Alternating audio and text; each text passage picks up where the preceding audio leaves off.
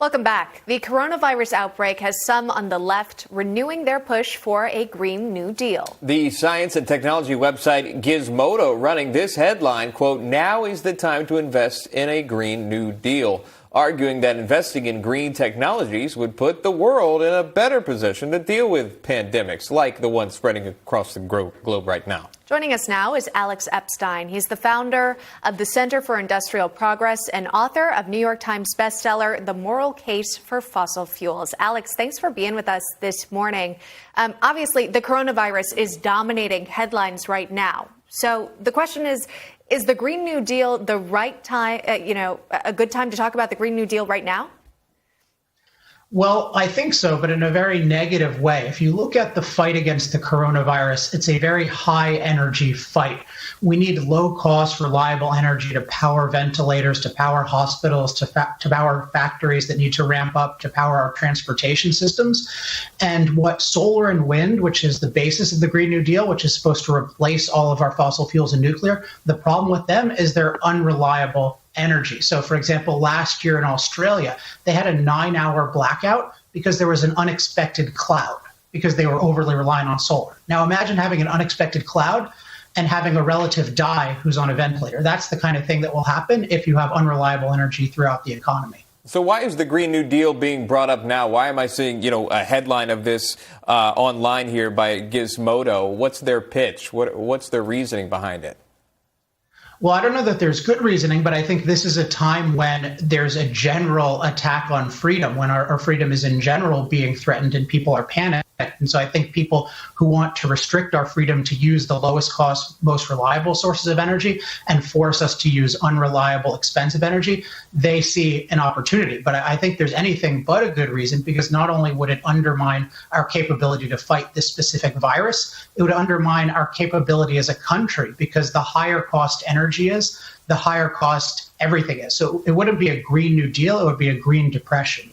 Yeah, and Alex, I was listening to part of your podcast that really does sort of address the idea of the Green New Deal and how it could, just really, profoundly impact America amid, of course, this coronavirus crisis. But you also mentioned the idea that the policy of an indefinite and universal isolation is immoral. Can you kind of explain to me your thought process behind that?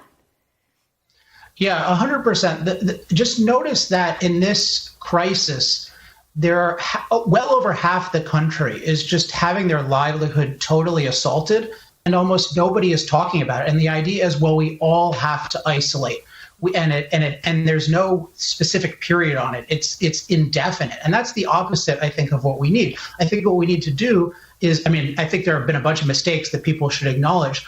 But what we need is specific isolation for the people who are most vulnerable. And then we need common sense types of distancing measures for everybody else. But we absolutely need to be free to go about our lives, because if we're not free to go about our lives, we cannot be productive and we cannot be prosperous. And what you're seeing, I see this in my own business. I'm seeing this everyone I deal with. All their plans are just being totally wrecked. And there's no amount of government intervention that can fix this. So they need to stop the crackdowns and focus on selective isolation, on common sense distancing. And also, if you're talking about flatten the curve, the main thing is expanding the system's resources.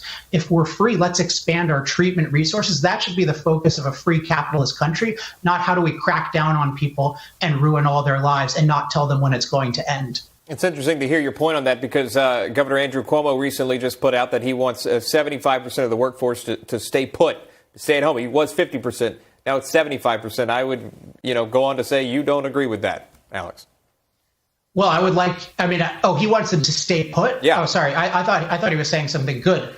For a second, no, I think in general, people should not be staying put. There's this idea of, our grandparents went to war. All we're supposed to do is sit on a couch. That is an insult to any kind of entrepreneur. Yeah, if you work for the government, that's fine. If you work for a tech company where you can just program all day at a distance, that's fine. Most people, their lives involve direct social interaction. So we can do that responsibly. But to shut down the lives, particularly of the youngest people and of entrepreneurs, I consider that totally immoral. I don't think there's anything warranting that in terms of an actual danger. We can fight the actual danger through intelligent selective isolation and distancing, and then being free to fight the threat with American ingenuity. That should be the real focus. Alex Epstein, founder of the Center for Industrial Progress and author of the New York Times bestseller, The Moral Case for Fossil Fuels. Alex, thanks so much.